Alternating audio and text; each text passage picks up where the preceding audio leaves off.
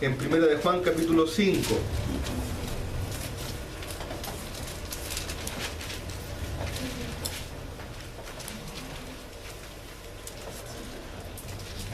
Primera de Juan capítulo 5.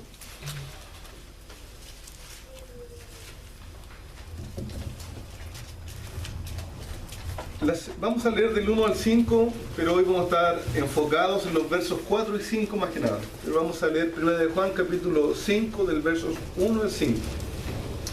Va a decir así: todo aquel que cree que Jesús es el Cristo es nacido de Dios, y todo aquel que ama al que engendró, ama también al que ha sido engendrado por él.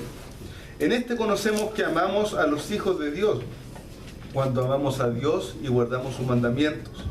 Pues este es el amor a Dios, que guardemos sus mandamientos, y sus mandamientos no son gravosos. Porque todo lo que es nacido de Dios vence al mundo. Y esta es la victoria que ha vencido el mundo, nuestra fe. ¿Quién es el que vence al mundo sino el que cree que Jesús es el Hijo de Dios? Vamos a orar. Padre Celestial, le ruego su dirección, Señor. Padre Celestial, obra en nuestras vidas. Señor, ayúdenos. Padre, pasa por alto mis incapacidades, Señor, mis limitaciones, mis debilidades. Padre Celestial, y úsanos como vasos de barro. Padre Celestial, glorifícate tú, habla a nuestras vidas, Señor. Da un ánimo, exhorta, edifica, como tu palabra dice, que así obra tu Espíritu en nosotros. Señor, yo te lo ruego, que como cada domingo no sea un sermón, sino que sea tu palabra obrando en nuestra vida, hablándonos, examinándonos, Señor, desnudándonos delante tuyo, para que podamos, Señor, ser revestidos de ti. Padre Celestial, remueve nuestros corazones, Señor, si estamos fríos, si estamos entristecidos, si, Señor, nuestra conciencia se ha ido endureciendo. Ayúdanos, Padre Celestial, a volvernos. Quebranta, Señor, toda dureza. Señor, quebranta en medio de nosotros toda, Señor, apatía. Padre Celestial, quebranta y remueve de nosotros, Señor, toda distracción. Señor, te queremos escuchar a ti, queremos escuchar tu palabra, queremos escuchar tu pastoreo, Señor, a nuestras vidas. Ayúdanos, Señor, sea como venga tu palabra, que habla a nuestras vidas, aliméntanos hoy. Padre Celestial, te lo rogamos, Señor, líbranos de nuestros pecados. Señor, líbranos, Señor, de nuestras motivaciones humanas. Líbranos, Padre Celestial, de tener la vista puesta en las cosas de la tierra y no en las de los cielos. Yo te lo ruego, Señor, danos la capacidad, si hay incluso alguna mente afectada, Señor, sana nuestra mente. Danos la capacidad, Señor, de entender tu palabra. Ayúdanos, direcciónanos, Señor. Se lo ruego en el nombre del Señor Jesús. Amén. Bien, y a modo de introducción, hermanos, quisiera hacerle algunas preguntas y llevarlo un poco antes de examinar el texto en sí, aunque nos vamos a ir acercando hacia allá. ¿Ha escuchado usted alguna vez el término una charla motivacional? ¿Ha escuchado, cierto? Una charla motivacional es una charla donde se refuerza lo bueno que eres. Se refuerza cómo puedes y debes explotar tus capacidades. Que tú eres un vencedor, ¿cierto? Naciste para ser feliz. La victoria está en tu mano. Estas charlas nos dicen que tú puedes por tu poder dejar la tristeza, la pobreza, la ansiedad, el dolor, todo. ¿Sabe por qué? Porque tú eres un vencedor, ¿cierto? Así van a decir estas charlas. Veo a varios que les gusta esta forma de hablar. Es más, ¿cierto? Muchas de las predicaciones modernas se parecen mucho a esto. Parecen una charla motivacional. Van a decir algo como: Dios te ha llamado para bendecirte. Yo me río harto de que tengo, y si usted haga un paréntesis, si usted busca, ahí tengo un primo que es un pseudo apóstol, lo he dicho otras veces, y de verdad es mi primo y de verdad es astudillo también como yo, pero no tenemos nada en común. Y él habla como dominicano, le sale a veces: Señor te llamó para bendecirte. Te va a bendecir, va a decir, ¿cierto? Esta gente, ¿cierto? Estos falsos profetas van a decir: porque tú eres lo mejor de su creación. Tú eres lo mejor que Él ha hecho. Él quiere bendecir tu vida, Él quiere que tú estés bien. Él te ha hecho un vencedor, nacido para vencer. Así que ahora van a decir: Así que ahora salga y tome ese puesto de trabajo que a usted le pertenece. Cásese con la persona que a usted se le ocurre. Vaya y endeúdese hasta el cuello con esa casa que usted quiere porque usted se la merece. Vaya, porque el Señor le ha hecho rey, le ha hecho, ¿cierto? Le ha hecho cabeza y no cola. Y van a tergiversar la palabra de Dios usándola para estos medios. Va a decir, maneje ese auto que usted no puede pagar porque usted es un vencedor, ¿cierto? Vaya y tome estas cosas. Parece lindo, ¿no? Es un juego de verdad y mentira. Es un poquito de verdad con mucho envoltorio de mentira. Es un discurso no bíblico. ¿Esa es realmente una enseñanza que nace de la palabra de Dios? Una charla motivacional así en que usted es el centro de todo, es una charla, es un mensaje de la palabra de Dios. Ese es el término de ser vencedores y de la victoria que la palabra de Dios nos va a enseñar. Sé que a muchas personas les encantaría oír que habláramos de esa clase de victoria desde este púlpito, endulzando todo y hablando de estas cosas para el oído humano. Pero sería una terrible deslealtad con la palabra de Dios, una mentira, hermanos. Sería una herejía. Hermanos, debemos entrenar nuestros oídos, debemos entrenar nuestros sentidos para poder filtrar lo que es la palabra de Dios y lo que no es la palabra de Dios. En el pasaje que veremos hoy, ¿sabe qué? Sí nos va a hablar de que vencemos y de que hay una victoria. En el pasaje que vamos a ver en los versos 4 y 5 se va a decir 3 veces, porque lo nacido de Dios vence al mundo. Esta es la victoria que ha vencido al mundo. ¿Quién es el que vence al mundo? Nos va a hablar de una victoria. Nos va a hablar de vencer. Pero debemos entender de qué clase de victoria es que la Biblia quiere que tengamos. ¿Cuál es la victoria que Dios tiene para nosotros? ¿Cuál es el enemigo y cuál es la lucha en la cual debemos vencer? Realmente espero que la comprensión de estos pasajes nos ayude a alejarnos de enseñanzas no bíblicas. Nos ayude a poder discernir y a poder dejar de creer y de seguir personas y mensajes que no tienen que ver con la palabra del Señor. Hermanos amados, debemos comprender que el Evangelio, que el cristianismo en sí, nos toma la cabeza y nos levanta los ojos hacia el cielo, para que ya no andemos deseando y soñando y buscando y sufriendo por las victorias de este mundo.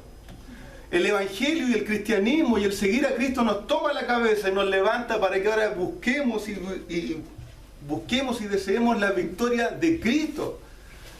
El deseo de Cristo, las glorias de Cristo, las bendiciones eternas, las bendiciones que no se acaban, las bendiciones que no son materiales, que son espirituales. Esas son las victorias que el Señor nos ha llamado a buscar. Ese es nuestro hogar eterno. Esperamos esa manifestación gloriosa. Deseamos estar con ese Cristo, lo cual es muchísimo mejor que cualquier victoria temporal, superficial y terrenal. ¿Cómo puede ser, como proclaman algunos falsos profetas y maestros, que la victoria que Dios dio para nosotros tenga que ver con cosas tan pasajeras como el dinero, la salud, el trabajo, las relaciones personales? ¿Cómo puede ser que haya tenido que venir el Hijo de Dios, el eterno Dios, a hacerse carne y morir por nosotros por victorias de cosas que Dios hubiese ganado con un chasquido de dedos? Dios le dijo a Salomón, ¿quieres riquezas? ¿Quieres tener la victoria sobre todos sus enemigos? Y bastaba que Salomón hubiese dicho que sí, que el Señor se lo daba. No era necesaria ninguna muerte para esas bendiciones o para esas victorias. Entonces la victoria que se nos habla bíblicamente no tiene relación con cosas pasajeras en ninguna manera. Nuestro deber es poder ver en la palabra de Dios de qué victoria estamos hablando. Nuestro pasaje, vea ahí capítulo 5, versos 4 y 5, va a decir: porque todo lo que es nacido de Dios vence al mundo. Y esta es la victoria que ha vencido al mundo, nuestra fe. ¿Quién es el que vence al mundo sino el que cree que Jesús es el Hijo de Dios? Lo primero que veremos es porque todo lo que es nacido de Dios vence al mundo. Hermanos, como creyentes genuinos, y hemos hablado bastante, ¿cierto?, de lo que es un creyente genuino. Como creyentes genuinos que amamos a Dios, que creemos en Cristo como nuestro Salvador, que obedecemos a Dios por amor y gratitud y mostramos nuestro amor a Dios, amando a nuestros hermanos, amando a nuestra congregación, como creyentes genuinos con estas marcas, tenemos en nosotros una nueva naturaleza. Tenemos en nosotros una naturaleza distinta. La palabra de Dios lo va a llamar un nuevo nacimiento. Dios nos dio vida en el Espíritu. Su Espíritu vino a morar en nosotros y ya no somos como antes. Usted ya no es como antes. Si ha creído en Cristo, ya no es el mismo que antes. El Señor nos ha dado una naturaleza que, según dice Efesios capítulo 4, ahora es creada según Dios, en la justicia y santidad de la verdad. Una vida distinta a la del mundo.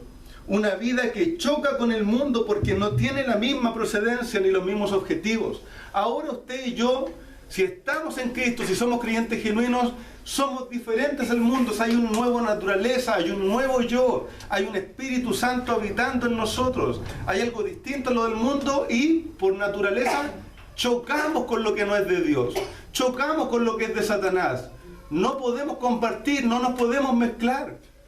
No podemos amar las mismas cosas que ama el mundo. Nuestro pasaje va a decir que lo que es nacido de Dios vence al mundo. Y para vencer, primeramente, ¿qué tiene que haber? Para vencer en algo, ¿qué tiene que haber?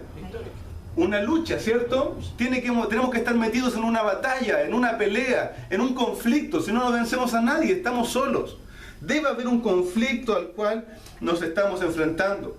Los hijos genuinos de Dios luchan con el mundo. Los hijos genuinos de Dios no están cómodos en este mundo. Ciertamente no hablamos del mundo como el planeta, no hablamos del mundo como la tierra, sino hablamos del mundo como el sistema, como la sociedad, como el orden que se mueve en este mundo. Este mundo, aunque no escapa del dominio de Dios, ha sido entregado temporalmente, dice la palabra de Dios, al príncipe de la potestad del aire, a Satanás, quien gobierna la mente y los deseos de los hombres que no conocen a Dios. ¿Entiende eso? Aunque Dios no pierde el control, la palabra de Dios dice que este mundo está bajo el gobierno del príncipe de la potestad del aire, que es otro nombre para Satanás. Satanás mismo en la tentación le va a decir al Señor Jesús, bueno, todos estos reinos, ¿cierto?, han sido dados a mí y te los daré si postrado me adorares, ¿cierto? Por la corrupción del hombre, por la caída del hombre, por el pecado del hombre, el mundo está bajo el poder de Satanás. Mire lo que va a decir Efesios capítulo 2, versos 1 al 3.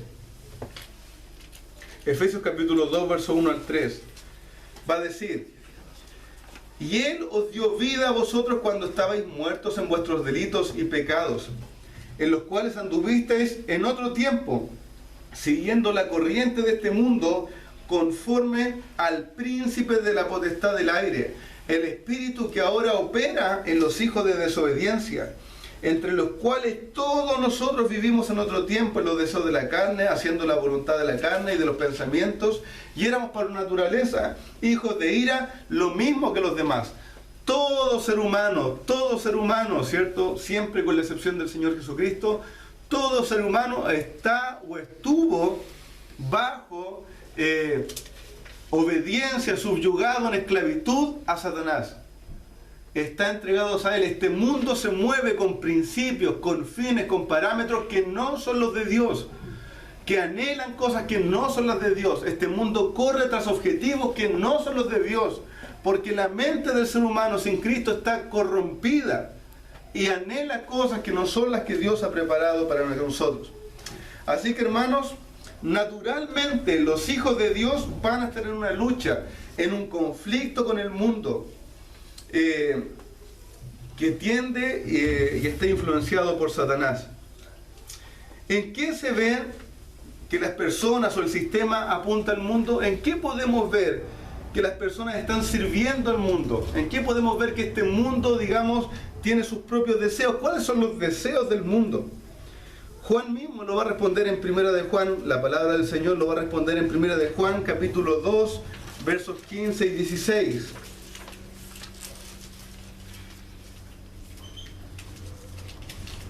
este texto va a decir: no améis al mundo, ni las cosas que están en el mundo. Si alguno ama al mundo, el amor del Padre no está en él. Miren lo que va a decir aquí: porque todo lo que hay en el mundo, o sea, los deseos de la carne, los deseos de los ojos y la vanagloria de la vida, no provienen del Padre, sino del mundo. Aquí vemos cuáles son los objetivos. ¿A qué sirven las personas que están sirviendo al mundo y por tanto a Satanás aún? ¿Con qué cosas va a chocar el cristiano? Porque nosotros ya no servimos a estas cosas, sino que servimos a Dios por naturaleza. Los deseos de la carne, aquí va a hablar, ¿cierto? Y podemos entenderlo por darle algunos ejemplos. Los apetitos sexuales desordenados, ¿cierto? Fuera del matrimonio, impuros, en fantasía, en diferentes cosas, desordenando el orden que Dios le ha dado a la sexualidad. Los deseos también, la ira, el descontrol de nuestra carne, los celos, las contiendas, las glotonerías, las borracheras, ¿cierto? La pereza, todo aquello que nace de nuestra carne y que anhela exaltarse a sí misma, tener más de lo que necesita, que sea saciado, no importa el orden de lo que sucede, los deseos de la carne. Satanás y por tanto este mundo va a incitarnos y va a buscar que saciemos esas cosas fuera del orden de Dios. No significa, por ejemplo, que comer esté mal, pero el deseo de la carne va a ser comer lo que sea, en cualquier momento, sin un orden, no importa lo que pase, si tengo que hacer lo que sea, solo por el placer de hacerlo y no por hacer lo que es correcto. También va a hablar, ¿cierto?, que es de este mundo y por tanto de Satanás los deseos de los ojos, las codicias, las envidias, el amor al dinero, a las riquezas, a las posesiones, el desear, el estar siempre insaciable de las cosas que veo y que anhelo. Proverbio va a decir que, ¿cierto?, hay algunas cosas que no se sacian nunca, entre ellas el Seol, ¿cierto? Va a nombrar otras y una de las que va a nombrar va a ser los ojos. Nunca se sacian de mirar, nunca se sacian, nunca se cansan, siempre va a haber algo más que anhelar y que buscar. Y va a decir que también proviene del mundo y es un deseo y es un objetivo del mundo, la vanagloria de la vida. Y esto lo podemos entender como la autoexaltación, el que yo llegue más allá, en los mejores lugares, los logros superficiales, ¿cierto? El enfocar mi vida en eso. Si el Señor se los da, amén. Pero el enfocar mi vida en eso, el estar amando y deseando y matándome por encontrar un mejor cargo, por tener un mejor lugar. Hermanos, estas cosas son de este mundo. Provienen y son ofrecidas por Satanás. Batallan contra el creyente que es nacido de Dios y que por naturaleza o por nueva naturaleza desea a Dios, desea agradarle a Él, desea la palabra de Dios, desea la eternidad, desea las cosas que no perecen, desea las cosas que no se acaban con este mundo, desea las cosas que le van a acompañar más allá de la muerte. El creyente batalla o debiera batallar con estas cosas.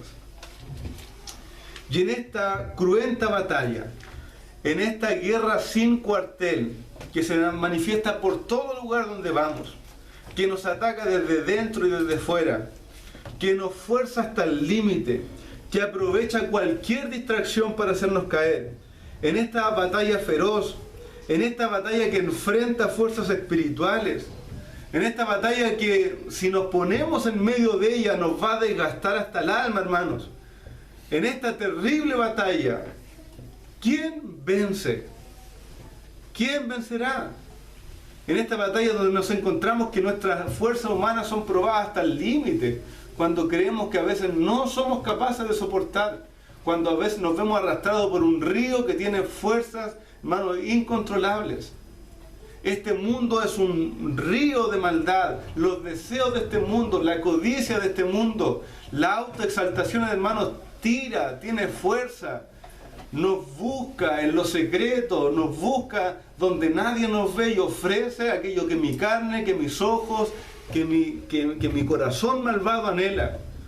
En esta batalla que parece tan fácil de rendirnos, ¿quién vence? ¿Quién es victorioso? ¿Quién va a salir airoso de esta batalla? La palabra de Dios nos declara una realidad. No es una posibilidad, es una realidad. Tampoco es una promesa futura, tampoco es algo que va a pasar algún día. La palabra de Dios nos habla de una realidad hoy.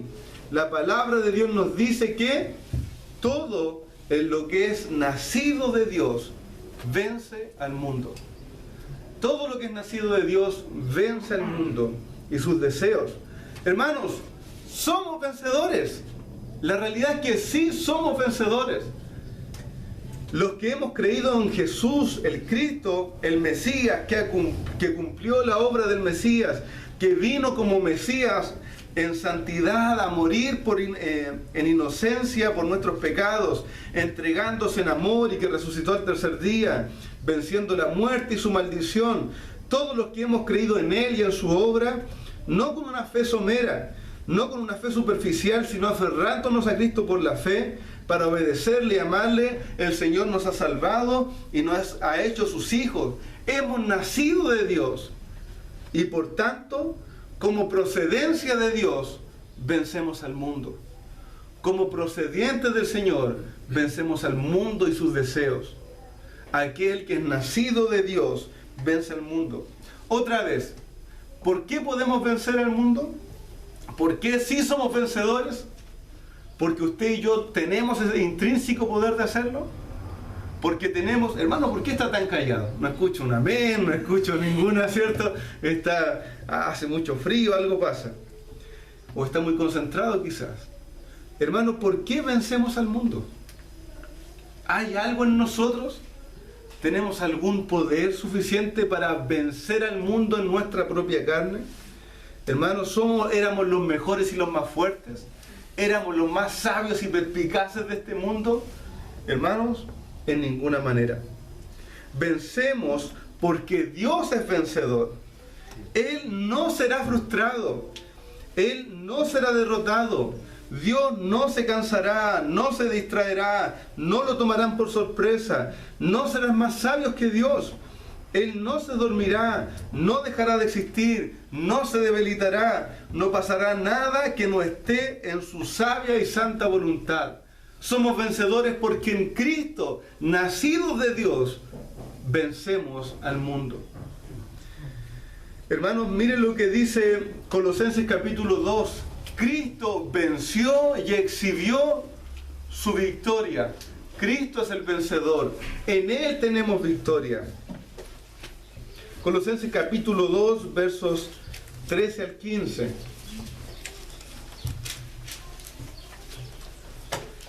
Va a decir: y a vosotros, estando muertos en pecados y en la incircuncisión de vuestra carne, os dio vida juntamente con Él, perdonándoos los pecados, anulando el acta de los decretos que había contra nosotros, que nos era contraria, quitándola de en medio y clavándola en la cruz. Verso 15.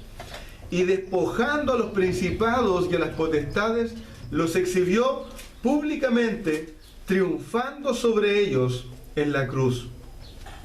Por cuanto Cristo es vencedor, nosotros como nacidos de Dios, por la fe en Cristo, vencemos al mundo y sus tentaciones.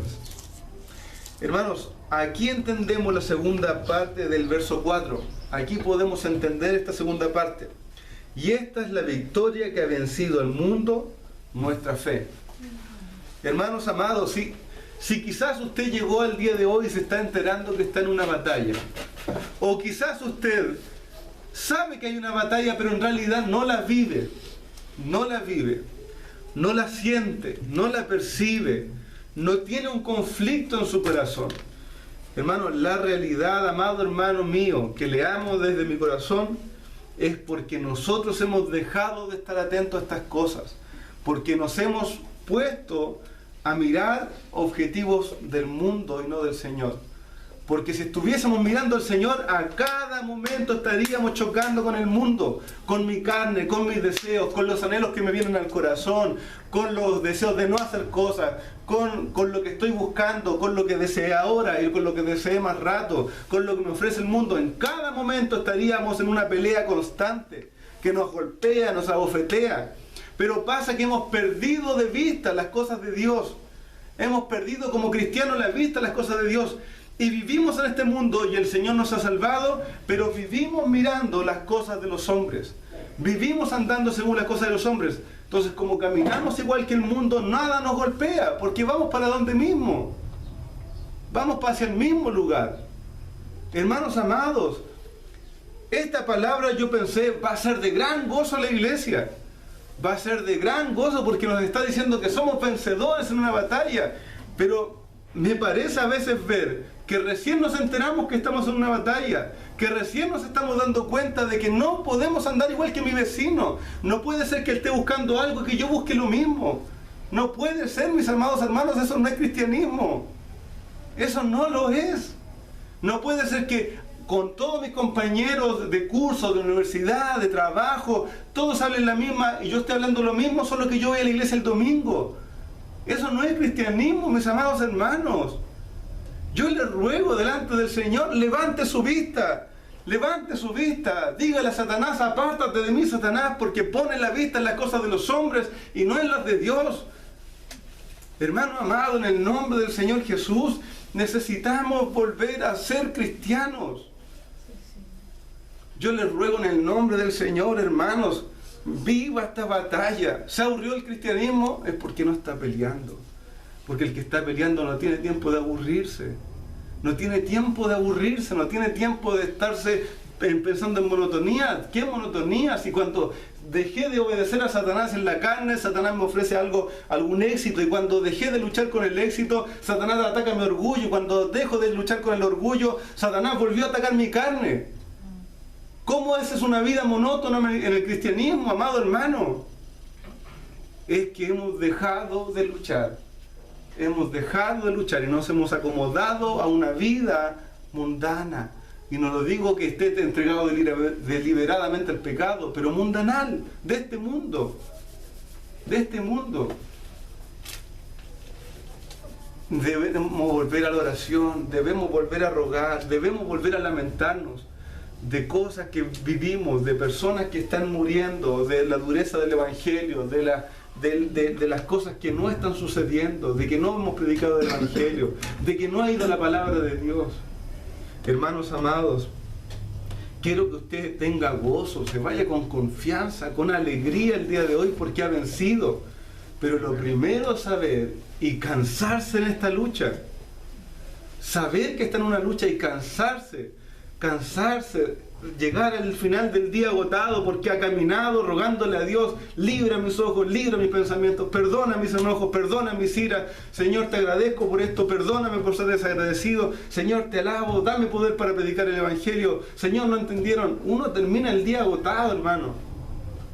Y uno llega al final del día y ve estas palabras que dice que todo lo nacido de Dios vence el mundo. Y uno, gracias Señor, pero qué bendición eterna, qué gloria más magnífica, que el misterio ha sido revelado en medio de los siglos, que Cristo vino y murió por nuestros pecados, porque éramos incapaces de hacerlo nosotros mismos, y Él se ha derramado sobre el altar como libación para que haya paz entre Dios y los hombres y disfrutemos de Él para siempre. Hermano amado, ¿ha gustado de ese don celestial? ¿Ha gustado de eso?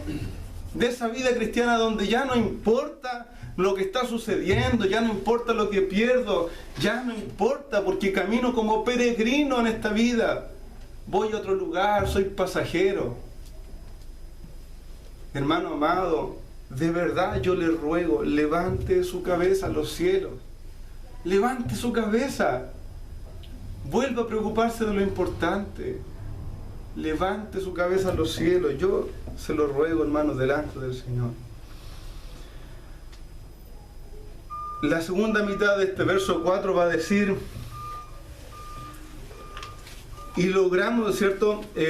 Y esta es nuestra victoria, ¿cierto? Esta es la victoria que vence al mundo, nuestra fe. Esta victoria de Cristo se aplica a nosotros y podemos vivirla y disfrutarla únicamente por medio de la fe. Por fe nos aferramos a Cristo, por poner nuestra fe en Cristo somos salvos de la ira venidera. Por medio de la fe Ya no confiamos en nosotros mismos, sino que confiamos en Dios. Por nuestra fe puesta en Cristo, por asociación con Él, nos hace victoriosos. Pero también hay un aspecto práctico, hermanos. Hay un aspecto práctico de la fe que quiero que usted ponga atención y ponga su vista allí también. La fe nos hace distintos al mundo. Por la fe en el Señor Jesucristo podemos poner nuestra mira en algo distinto que el mundo. Ponemos nuestra confianza, ponemos nuestra esperanza, ponemos nuestro anhelo, ponemos nuestros sueños. Por la fe en el Señor Jesucristo, como ponemos fe en Él, porque entendemos que la fe envuelve toda mi vida. Como tengo fe en el Señor Jesucristo, ya no camino el camino del mundo. Ya no camino por el camino espacioso igual que el mundo, porque tengo fe en Cristo. Porque he puesto mi fe en Él. Porque ya no andamos como el mundo. Mire lo que va a decir Colosenses capítulo 3, verso 1 al 3.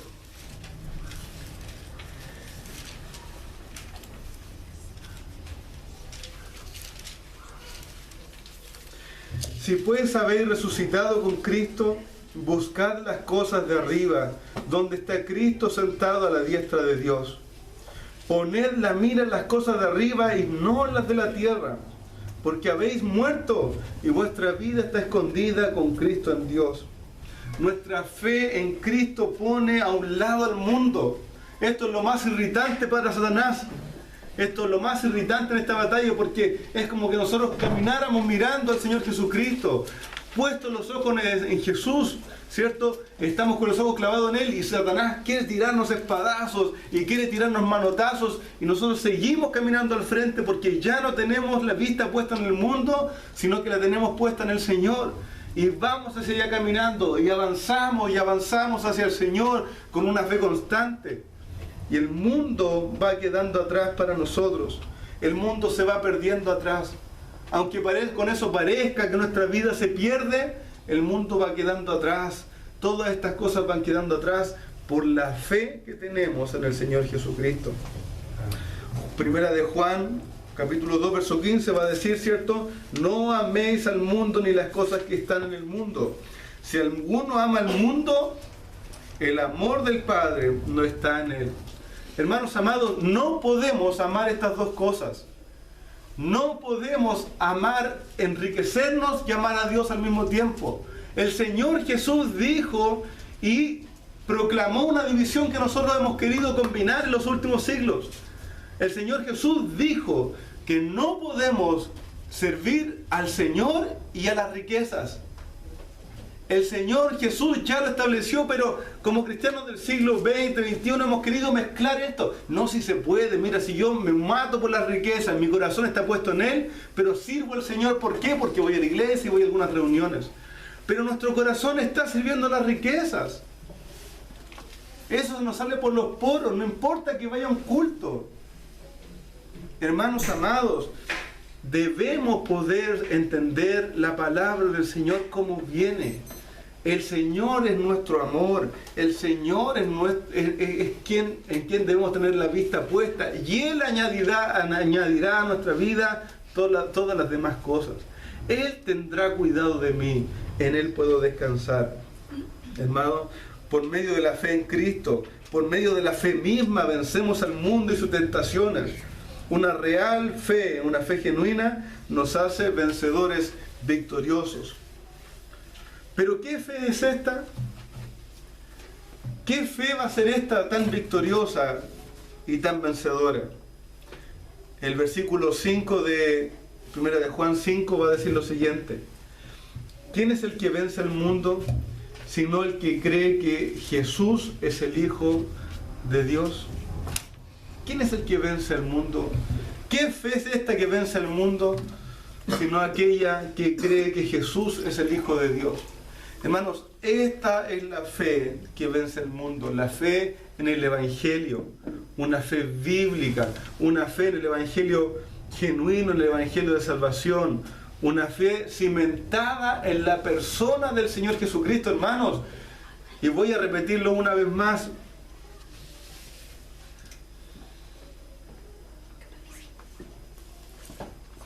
Hermano amado, la fe que salva no es una fe general, No es que usted tenga fe en Dios, no es que usted se diga evangélico. La fe que salva no es que usted considere muy lindo lo que pasa aquí. La fe genuina no es que usted agregue una actividad a su vida. Una fe genuina es aquella que en su vida, que esta forma no la tenemos de pensar en nuestro siglo. No tenemos esta forma de pensar, pero ruéguele al Señor esta capacidad. Hermano, es entender que yo y toda mi vida, todo lo que hago, todos mis momentos, se van a perder en el infierno a causa de sus pecados, si no me aferro al Santo Hijo de Dios, que murió por mí y resucitó venciendo la muerte y tiene victoria y ofrece una vida eterna porque Él está vivo.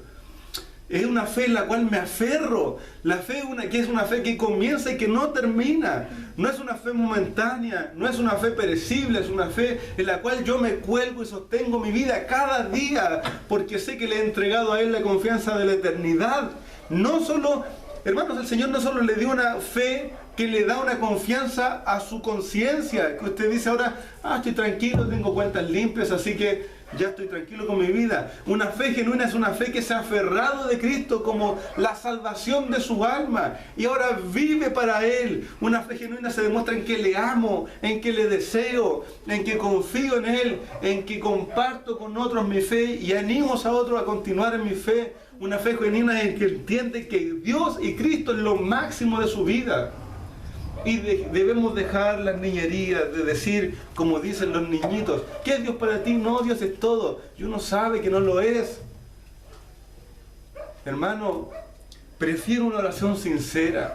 Prefiero un publicano que dice, Señor, ten piedad de mí, sé propicio a mí, pecador. Porque no hago lo que es correcto, porque no tengo el corazón perfecto, porque mi mente divaga en las cosas de este mundo, pero Señor, yo sé que tienes misericordia del que se acerca a ti humillado. Señor, perdóname, límpiame, sálvame, ayúdame a dejar de vivir por estas cosas. Ponga su fe en el Señor Jesucristo, corra a Él, ruéguele a Él salvación, que Él lo va a hacer. Hermano, y no le ruegue un día, 2 días, usted lee biografías de hermanos del 1800, del 1700, hermanos, pasaron meses en que muchos decían que había como una agonía en su corazón, que se sentían tan pecadores pero que no encontraban salida y que clamaban a Dios que les salvara, y día tras día hasta que ya esa agonía consumía su interior. Hermanos, pero nosotros queremos dar 3 golpecitos, soy salvo, decir 3 veces y que somos salvos, se acabó. Hermanos, necesitamos volver a ser cristianos. Necesitamos volver a poner nuestra vista en el Señor. Para ir finalizando, hermano, acompáñenme por favor a Mateo, un pasaje que compartí con los jóvenes ayer.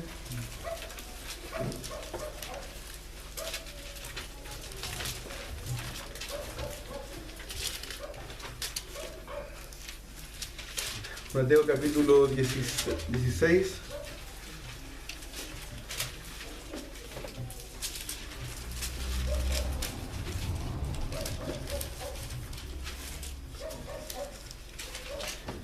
Desde el verso 21 en adelante vamos a leer.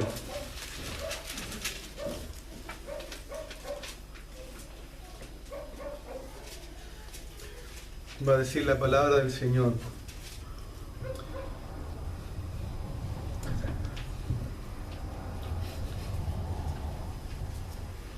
Desde entonces comenzó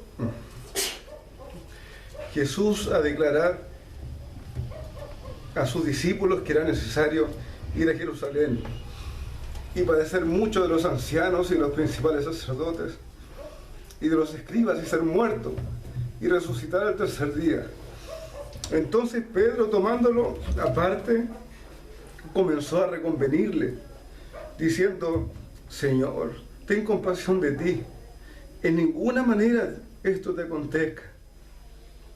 Pero él, volviéndose, dijo, Pedro, quítate delante de mí, Satanás, me eres tropiezo, porque no pones la mira en las cosas de Dios, sino en las de los hombres.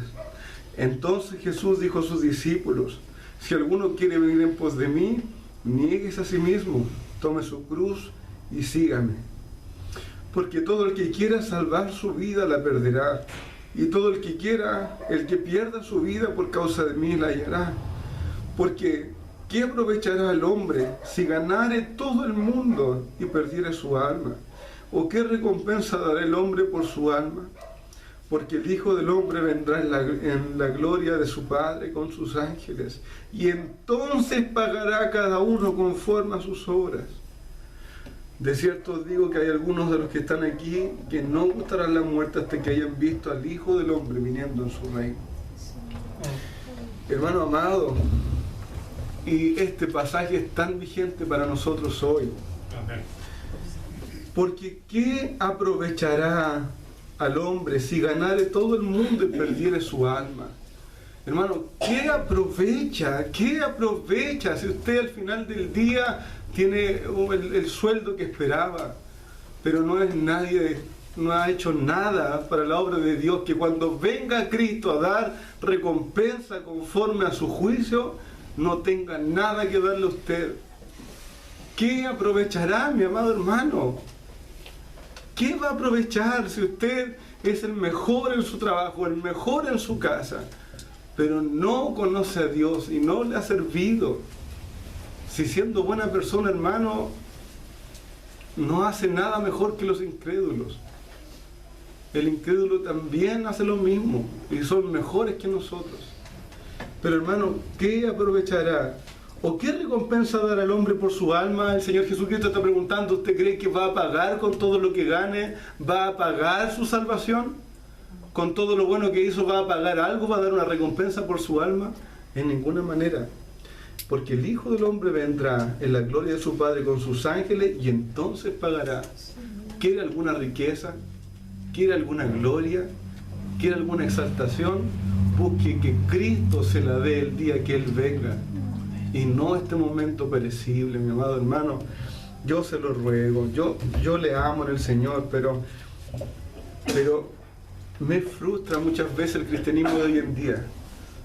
Un cristianismo de domingo, un cristianismo en que la gente camina por el mundo, viviendo el mundo, amando el mundo, soñando el mundo, tragándose el mundo, pero no ganando nada en la obra del Señor, no sirviendo al Señor, no conociéndole a Él más. Me preocupa profundamente. Yo le animo a mi amado hermano, de verdad que mi sermón era de que se fuera así empoderado con la victoria del Señor. Pero hermano, cuando no entendemos la lucha, cuando no entendemos la pelea, no entendemos el campo en el que estamos, va a ser difícil alabar al Señor por sus bendiciones, porque nuestra vista está puesta en otras cosas. Yo le animo en el Señor, le animo, hoy es día de volverse al Señor, hoy es día de tener una oración, un vuelco al Señor espiritual. Hoy en día es tiempo de tomar esa decisión que ha dudado si tomar porque es muy espiritual para este mundo. Tómela en el nombre de Cristo, tómela, hermano, y empieza a vivir para Él. Empieza a vivir para el Señor. Vamos a orar, a dejar este tiempo aquí, hermano. No se vaya con tristeza como los que no tienen esperanza, sino vaya con esto en su corazón reflexionando y guardándolo, ¿cierto? Para pedirle al Señor su dirección. Vamos a orar. Señor y Padre Celestial, yo te alabo, Señor. Te amo, Señor. Amamos, Señor, tu nombre. Amamos tu palabra. Como hijos nacidos de ti te amamos y amamos a los otros hijos tuyos, Señor. Queremos bendecirte, Señor. Tu palabra dice que son fieles las heridas del que ama. Padre Celestial, esta palabra hoy en día quizás ha raspado en nuestras vidas, en nuestras conciencias. Señor, quizás tú has removido algo, Señor. Quizás alguien se ha ofendido. Pero Señor, te ruego tu obra completa en tu palabra, Señor. Que nos traiga convicción, que nos traiga, Señor, a sanidad, que nos traiga a poder disfrutar y gozar de tus bendiciones. Yo te lo ruego, amado Rey, perdóname si he pecado en algo, Señor, he fallado, perdóname, Señor. Líbranos, Señor amado, de errores. Líbranos, Señor, de autoexaltarnos. Líbranos, Señor. Ayúdanos a como congregación a estar unidos en la búsqueda de ti, Señor, en la búsqueda de tu honra, en el deseo por glorificarte y por extender tu nombre. Yo te lo ruego, Señor amado, dirígenos, Señor. Señor, tú nos sueltas nuestra mano, pero oramos como el salmista. Inclina tu oído. ¿Hasta cuándo, Señor, oirás nuestra voz, Señor, y obrarás en medio nuestro? Oramos, Señor, sabiendo que eres nuestro Padre. Orando, Señor, oramos sabiendo que tú responderás a la oración de tus siervos. Te alabamos, Señor, bendecimos tu nombre en el nombre del Señor Jesús. Amén.